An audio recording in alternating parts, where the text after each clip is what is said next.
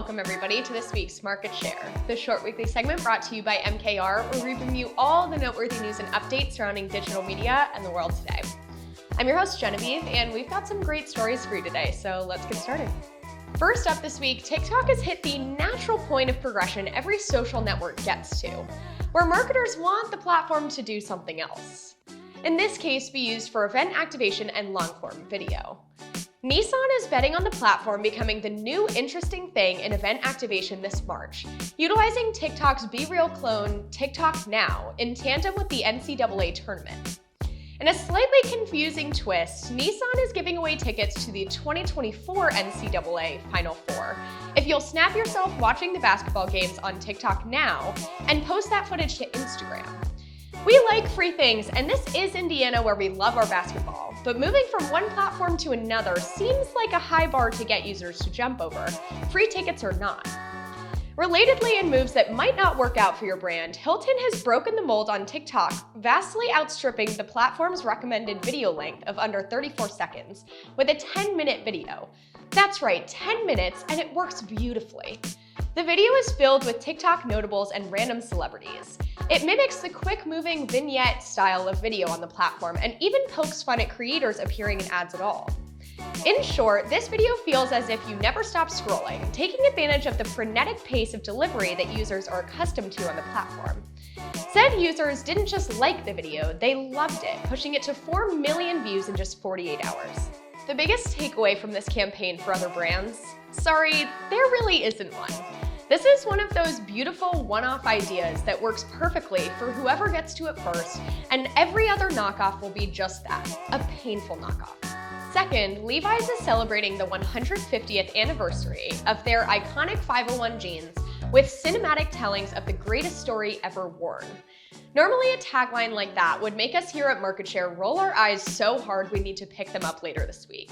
But in this case, the 501 has the cultural cash to actually earn that title. I mean, what other American clothing items are people searching around in abandoned mine shafts for? Droga 5 worked with Levi's on this series, working not just on one overarching story, but highlighting the many stories that have come around in that 150-year history. From a Georgian man who traded the family cow for a pair of jeans, to a man buried in a pair, to the story of how Jamaica's enthusiastic embrace of the 501 shaped global culture. Highlighting each of these smaller individual moments helps to highlight the larger brand impact and does that 150-year history of the 501 justice. Next up this week, the news recently has been coming thick and fast around the general health of podcasts as a channel. The opinions vary from podcasts are over, podcasts have never been more accessible, only influencer podcasts matter to advertisers, and what is a podcast exactly? All of them might prove to be accurate in the long run, but the advantage podcasts do currently enjoy is a very narrow content focus. This unsurprisingly brings in a narrow audience segment. And if that segment aligns with your brand's demographics, then you have a wonderful resource in your advertising toolbox. Additionally, as many podcasts do centralize on some of the larger distribution platforms, you could be going even further and matching your first-party data with those already narrow audience segments. Few things could be more exciting to an advertiser, we know. Take a minute to catch your breath if you need to. Platforms like Spotify, SiriusXM, and iHeartMedia all can link your first-party data to their platforms and allow you to have even more granular insights and access to your audience segments. Will this make sense for every single campaign? Definitely not. Often the power of podcast advertising comes from the integration of your brand messaging and the show's hosts. The ad reads take on a personality of the show itself, and that breaks the flow less for the audience. Better brand integration into the thing the audience likes increases brand lift. However, if you're willing to forego that integration, applying your first-party data to an already narrow audience that listens to a podcast could yield extremely positive results. Finally this week, hard Mountain Dew and old people.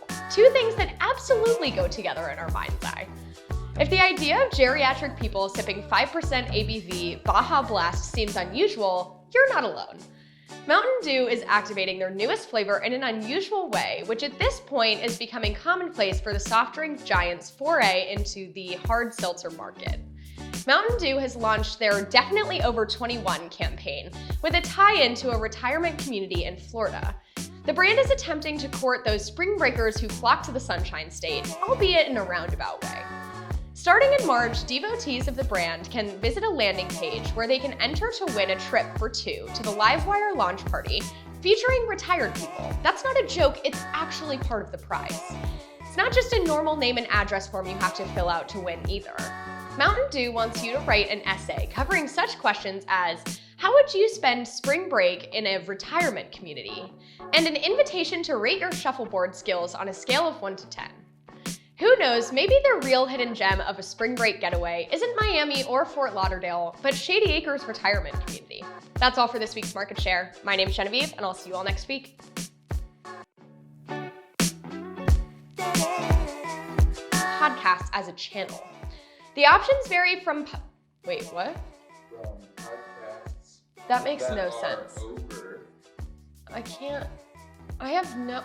Topher!